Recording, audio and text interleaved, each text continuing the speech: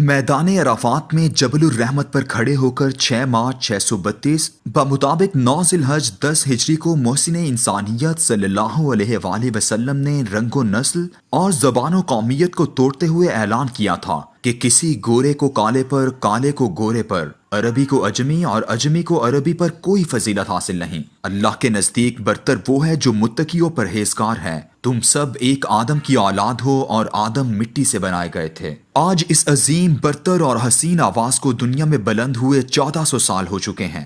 وہ امت مسلمہ جو سید الانبیاء صلی اللہ علیہ وآلہ وسلم نے اپنی میراث میں چھوڑی تھی، اس میں سے غلامی کی لعنت کو بھی ختم ہوئے آج 1000 سال سے زیادہ کا عرصہ بیت چکا ہے۔ یہ وہ امت عظیم ہے جس نے اس خطبہ حجۃ الوداع کے اعلان کو اس قدر سچ کر دکھایا کہ نہ صرف اپنی عبادات اور نماز و حج کے اجتماعات سے گورے اور کالے، عربی و اجمی کا فرق مٹایا، بلکہ انسانی تاریخ کا ایک ایسا سنگ میل عبور کیا جو اس دور میں تو ناقابل یقین تھا۔ آج سے 850 سال قبل 1206 عیسوی میں ہندوستان میں ایک ایسی بادشاہت کی بنیاد رکھی گئی جس کا سربراہ ایک غلام تھا، قطب الدین ایبک، جسے ایک سوداگر نے ترکستان سے خرید کر نیشاپور کے قاضی فخر الدین عبدالعزیز کے ہاتھ فروخت کیا اور اس نے اس غلام کو شہاب الدین غوری کے ہاتھ فروخت کر دیا۔ انتہائی معمولی شکل و صورت کے اس غلام کی ایک چھنگلیاں ٹوٹی ہوئی تھی، اسی لیے اسے ایبک مسل خستہ انگشت کہتے تھے۔ یہ غلام جو 1150 میں پیدا ہوا، جوانی میں فروخت ہوا اور صرف 42 سال کی عمر یعنی 1192 میں شہاب الدین غوری نے اسے دلی اور اجمیر کا گورنر مقرر کر دیا۔ اگلے سال سلطان نے اس غلام کے لیے فرمان فرزندی جاری کیا، یعنی اسے اپنا بیٹا بنا لیا۔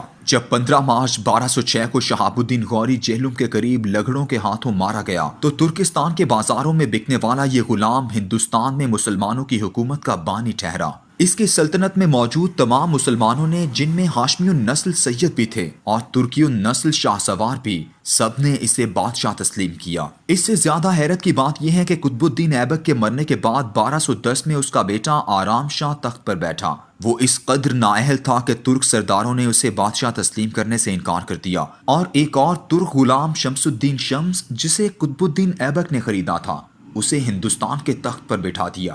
غلاموں کی حکومت کا سلسلہ جو انسانی تاریخ کا روشن ترین باب ہے، 84 سال یعنی تقریباً 1 صدی چلتا رہا۔ اس سلسلے نے ایسے متقی، پرہیزگار اور منصف مزاج حکمران پیدا کیے جس کی نظیر ہندوستان ہی نہیں بلکہ پوری دنیا کی تاریخ میں بھی ملنا مشکل ہے۔ محسن انسانیت صلی اللہ علیہ وآلہ وسلم کے خطبہ حجۃ الوداع کے اعلان کردہ انسانی حقوق کے چارٹر کے 1400 عیسوی سال گزرنے کے بعد اور امت مسلمہ کی قائم کردہ مثالی خاندان غلامہ کی حکومت کے 850 عیسوی سال کے بعد، آج کے جدید ترین جمہوری نظام کے چیمپئن، انسانی حقوق کے علم بردار اور مغربی تہذیب کے پرچم بردار امریکہ میں اس وقت سیاہ فام افراد کے خلاف جمہوری اکثریت کی نفرت کا ایک طوفان برپا ہے۔ سڑکوں، گلیوں اور بازاروں میں کالے اور گورے کے درمیان صدیوں پرانی دبی ہوئی عصبیت آتش فشاں کی طرح ایسی پھوٹی ہے کہ اس نے انسانی حقوق، برابری اور جمہوری اخلاقیات کے چہرے سے نقاب اتار کر پھینک دیا ہے، اور اندر سے جمہوریت اور انسانی حقوق کے چیمپئن امریکہ کا مکروہ چہرہ عیاں ہو چکا ہے۔ امریکی جمہوری چیمپئن شپ وہ ہے جو میرے ملک کے سیکولر، لبرل اور مغربی جمہوریت کے علم برداروں کو بہت عزیز ہیں۔ وہ ہر سال امریکہ کے اسٹیٹ ڈپارٹمنٹ کی 2 رپورٹوں کا شدت سے انتظار کیا کرتے تھے، ایک انسانی حقوق کی صورتحال سے متعلق اور دوسری مذہبی رواداری سے متعلق۔ جیسے ہی یہ دونوں سالانہ رپورٹیں سامنے آتی، ہر سیکولر، لبرل اور جمہوری آمریت کا علمبردار کالم نگار پاکستان کو متون کرنا شروع کر دیتا۔ اسی طرح مخصوص اینکر پرسن پہلے پاکستان اور پھر مسلمان ممالک کے خلاف زہر اگلنا شروع کر دیتے۔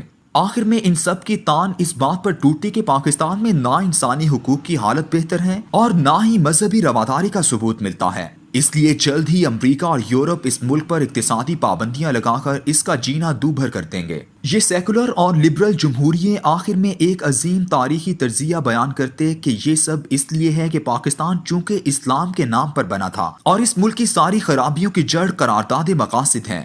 جب تک اس بنیاد سے نجات نہیں ملتی، ہم ترقی نہیں کر سکتے۔ امریکہ کا جو چہرہ اس وقت دنیا کے سامنے آیا ہے، یہ بالکل نیا اور انوکھا نہیں ہے۔ امریکی سوسائٹی اور تہذیب کی بنیاد ہی کالوں سے نفرت، ان کے استحصال اور ان پر ظلم و تشدد سے عبارت ہے۔ 400 سالوں سے اس دھرتی پر سیاہ فام افریقیوں کی غلامی کا کاروبار جاری ہے۔ اگست 1619 میں افریقی علاقے انگولا سے 20 سیاہ فام افریقیوں کی ولندیسی یعنی موجودہ ہالینڈ کے گوروں نے اغوا کر کے برطانوی گوروں کے ہاتھوں بیچا تھا، جس دن ان کا جہاز امریکہ میں برطانوی کالونی ورجینیا کے شہر جیمز ٹاؤن پہنچا۔ یہ وہ پہلا دن تھا جب سرکاری طور پر امریکی ساحلوں پر غلاموں کی تجارت کا منظم آغاز ہوا۔ اس سے پہلے کوئی اکا دکا گورا زمیندار یا تاجر اپنی ضروریات کے لیے اغوا شدہ افریقی سیاہ فام افراد کو خرید کر امریکہ لایا کرتا تھا۔ اس دن کے بعد پوری ایک صدی افریقہ سے غلاموں کی تجارت ہوتی رہی اور تقریباً 70 لاکھ سیاہ فام افریقی امریکہ لائے گئے۔ جیمز ٹاؤن کے مہذب امریکہ میں اگست 1619 کے جس دن غلاموں کا بازار سجا تھا، اس دور میں مسلم امہ کی سرزمین پر خلافت عثمانیہ کی مرکزیت قائم تھی۔ ایران میں صفوی بادشاہت اور ہندوستان میں مغل حکمران بام عروج پر تھے۔ ہندوستان کے دلی اور لاہور کے شہر ثقافت، تہذیب، ادب اور فن تعمیر کے مراکز تھے۔ شاہ جہان کا تاج محل اسی صدی میں دنیا کے نقشے پر ابھرا اور اورنگزیب عالمگیر نے اسی صدی میں ایک ایسی حکومت قائم کی تھی جس میں پہلی دفعہ برصغیر پاک و ہند کے تمام بڑے بڑے ہندو مندروں کے لیے بھی زمینیں وقف کی گئیں اور رواداری کا مظاہرہ کرتے ہوئے ان کے لیے مستقل سرکاری گرانٹ جاری کی گئیں۔ یہی نہیں بلکہ اورنگزیب عالمگیر سے پہلے مسلمان استاد اور ہندو استاد کی تنخواہوں میں آدھے کا فرق تھا، اس نے ان دونوں کی تنخواہ کو برابر کر دیا۔ اسی صدی میں مغرب کا فرانس غربت اور افلاس کا ایسا شکار تھا کہ لوئی XIV کے زمانے میں صرف پیرس شہر میں 6 لاکھ فقیر تھے۔ ہندوستان دنیا بھر میں 25% GDP کا حصے دار تھا۔ چین میں منگ خاندان زوال پذیر ہو چکا تھا، جن دنوں امریکہ اور یورپ غلاموں کی تجارت اور کپاس سے دولت کمانے میں لگے ہوئے تھے۔ اسی زمانے میں اورنگزیب کے دور کے ہندوستان نے علم و عرفان کا یہ عالم تھا کہ دنیا میں پہلا بے جوڑ گلوب علی بن لقمان کشمیری نے بنایا تھا، جس پر دنیا کا نقشہ موجود تھا۔ جونپور کے صادق اصفہانی نے دنیا کی 32 صفحات پر مشتمل پہلی اٹلس بنائی تھی۔ جب امریکہ کا جدید معاشرہ غلاموں کی تجارت اور مظالم کی بنیاد پر اپنی معیشت استوار کر رہا تھا، خلافت عثمانیہ دنیا بھر کے مظلوم یہودیوں کے لیے واحد پناہگاہ تھی۔ 17ویں صدی کی مہذب اور ترقی یافتہ مسلم دنیا کے مقابلے میں جدید امریکہ انسانی تاریخ کے اس بدلتے ہوئے موڑ اور تہذیبی ترقی کے عروج میں ابھی غلاموں کی تجارت کا آغاز کر رہا تھا۔ اگست 1619 کے اس خوشگوار دن جب جیمز ٹاؤن ورجینیا کے بازار میں انگولا سے 20 سیاہ فام کو لا کر بیچا گیا، اس دن سے یہ انسانی تجارت امریکہ میں سرکاری سرپرستی میں پھلنے پھولنے لگی۔ اس سے پہلے براعظم امریکہ میں یورپ سے بھاگ کر آنے والے جرائم پیشہ گوروں کی اکثریت آباد تھی اور وہ امریکہ میں موجود مقامی ریڈ انڈین افراد سے غلامی کا کام لیتے تھے۔ یہ وہ مقامی ریڈ انڈین تھے جو اس خطے میں امن سے رہ رہے تھے کہ اچانک 12 اکتوبر 1492 کو کرسٹوفر کولمبس کا جہاز امریکہ کے ساحلوں پر اترا اور یورپی اقوام کے لٹیروں، ڈاکوؤں، قاتلوں، چوروں اور جرائم پیشہ افراد نے یہاں آ کر آباد ہونا شروع کر دیا۔ بیچارے مقامی ریڈ انڈین کا پہلا قتل عام ٹیکاو کے علاقے میں ہوا، جہاں پر آباد پورا قبیلہ اٹامی بچوں، بوڑھوں اور عورتوں سمیت قتل کر دیا گیا۔ یوں علاقوں پر علاقے فتح ہوتے رہے اور قبیلوں پر قبیلے صفحہ ہستی سے مٹتے رہے۔ آخری قتل عام 19 جنوری 1911 کو نویڈا کی ریاست میں ہوا۔ آج بھی پورے امریکہ میں ریڈ انڈین مقامی افراد کی 500 سے زائد آبادیاں ہیں، جنہیں ریزرویشنز کہا جاتا ہے۔ ان آبادیوں میں یہ قبائل صدیوں پرانی زندگی میں رہتے ہوئے نظر آتے ہیں۔ 16ویں صدی کا امریکہ اور ریڈ انڈین کے قتل عام اور نسل کشی کا امریکہ تھا۔ تقریباً 11 کروڑ مقامی افراد قتل کیے گئے، جس شخص کو انسانی تاریخ کا عظیم سیاح اور ہیرو بنا کر پیش کیا جاتا ہے اور جس کولمبس کی تصویریں بچوں کے نصاب کی کتابوں میں لگائی جاتی ہیں، اس اکیلے شخص کی قیادت میں 5 لاکھ ریڈ انڈین مقامی افراد قتل کیے گئے۔ مقامی آبادی کا قتل عام اور غلاموں کی تجارت 400 سال تک ساتھ ساتھ چلتی رہی۔ اسی دوران 250 سال قبل 1777 میں امریکی جمہوری اور آئینی حکومت بھی قائم ہوئی اور جارج واشنگٹن پہلا جمہوری صدر بھی بنا۔ یوں جمہوریت اور سیاہ فام انسانوں کی غلامی اور تجارت ہاتھ میں ہاتھ ڈالے پروان چڑھتے رہے۔ غلاموں کی جس تجارت کا امریکی آغاز 1619 میں ہوا تھا، ان کی آبادی اس قدر بڑھ گئی کہ ان کو قابو میں رکھنے کے لیے قانون بنائے جانے لگے۔ سب سے پہلا قانون 1661 میں بنایا گیا، جس کے تحت کوئی کالا گورے سے یا گورا کالے سے شادی نہیں کر سکتا تھا۔ یہ قانون 21 ریاستوں میں فوراً لاگو ہو گیا۔ آپ کو حیرت ہوگی کہ آخری ریاست الباما ہے، جس میں ایک نسل سے دوسری نسل کی شادی پر پابندی کا قانون صرف 20 سال پہلے یعنی 2000 میں ختم کیا گیا۔ اس دوران امریکہ کے آئین کی وہ دفعات جو 1777 کے اعلان آزادی میں تمام انسانوں کے برابر ہونے کا دعویٰ کرتی ہیں، मुस्तकिल नाफिज रहीं, आइन का हिस्सा थीं और अमरीका इंसानी हुकूक के नाम पर पूरी दुनिया में धांटता भी रहा। इन बेचारे अफ्रीकी स्याफाम गुलामों का अमरीका के साहिलों तक का सफर भी दर्दनाक और अलमनाक कहानियों से इबारत है। स्पेन, पुर्तगाल, फ्रांस, इंग्लैंड और दीगर ममालिक से इंसानों के ताजिर अफ्रीका के इलाकों में निहत्ते स्याफाम अफराद को अगवा करते, कभी गड्ढे खोदकर उन्हें टहनियों से ढांपते। किस्मत के मारे इनमें गिर जाते तो उन्हें जंजीरों में जकड़कर बाहर निकाला जाता। साहिल समुंदर के पास बड़े बड़े अड्डे बनाए गए थे, जिसमें एक कमरों के कतार में मर्दों को रखा जाता, दूसरे में औरतों और तीसरी कतार में कमरों में बच्चों को छोड़ दिया जाता। तीनों कमरे पिंजरों की तरह आमने सामने होते। बच्चे भूख और तन्हाई से रोते बिलखते और वालिदैन अपनी आंखों के सामने बेबसी से उन्हें देखते रहते। औरतों से जिनसी ज्यादती होती, मर्दों पर शदीद तशद्दुद किया जाता और ये तमाशा एक दूसरे के रूबरू होता। यूं उनको कई साल ऐसी हालत में रखकर ये एहसास दिलाया जाता कि यही तुम्हारी जिंदगी और तुम्हारा मुकद्दर है। उसके बाद उन्हें बहरी जहाजों के ऐसे कैबिनों में ठूंसा जाता जिनकी छत सिर्फ 2.5 फीट ऊंची होती। खौफ, बीमारी, घुटन और तकलीफ से जो मर जाता उसे समुंदर की लहरों के सपुर्द कर दिया जाता। सिर्फ 25% गुलाम ही अमेरिका के साहिलों तक पहुंच पाते, जो खुद को बहुत खुशकिस्मत तस्वुर करते कि आज़ाद फ़ज़ा में सांस ले रहे हैं।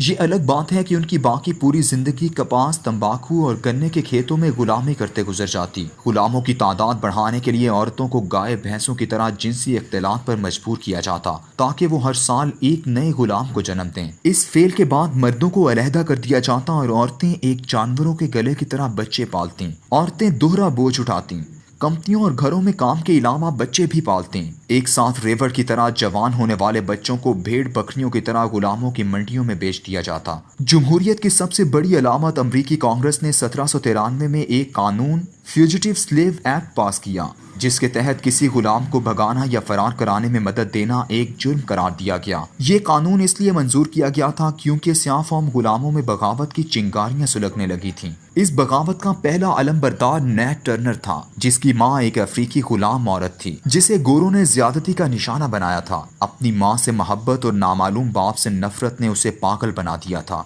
वो हर वक्त स्याफाम अफ्रीकियों की आज़ादी के ख्वाब देखता रहता। एक दिन 1831 में उसने सूरज ग्रहण देखा तो उसे एक इनकलाब की अलामत समझा। उसने अपने चंद साथियों समेत अपने मालिक के खानदान ट्रेवर्स फैमिली को कत्ल कर दिया और वर्जीनिया रियासत के छोटे से शहर यरूशलेम की तरफ चल पड़ा। उसके साथ 75 के करीब स्याफाम गुलाम इकट्ठा हो गए, जिन्होंने 60 गोरों को कत्ल कर दिया। रियासत फौरी तौर पर एक्शन में आई। बंदूकों, बख्तरबंद गाड़ियों और जदीद असलहे से लैस मलेशिया ने उन्हें यरूशलेम शहर के बाहर घेर लिया। निहत्ते गुलामों पर फायरिंग हुई। 100 के करीब स्याफाम गुलाम और कुछ राहगीर मारे गए। टर्नर वहां से भाग निकला। 6 हफ्तों तक जंगलों में मारा मारा फिरता रहा। पकड़ा गया, मुकदमा चला और फिर उसे इबरत का निशाना बनाने के लिए सरेआम फांसी दे दी गई। याद रहे कि ये 1831 यानी 190 साल पहले का वाकया है, कोई हजारों साल पहले की कहानी नहीं है। इस वाक़े के 30 साल बाद 1861 की बहार में अमेरिका की रियासतों में गुलामी के हक और खिलाफ आपस में एक बहुत बड़ी जंग का आगाज हुआ।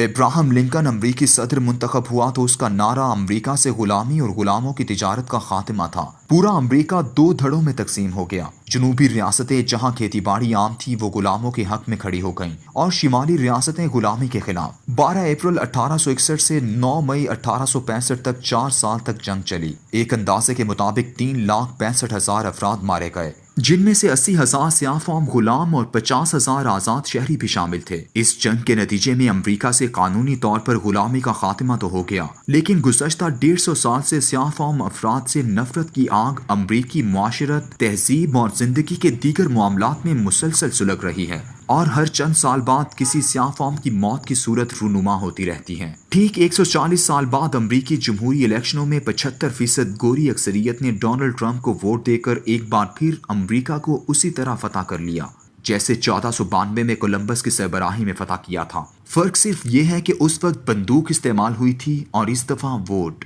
खत्म शुद।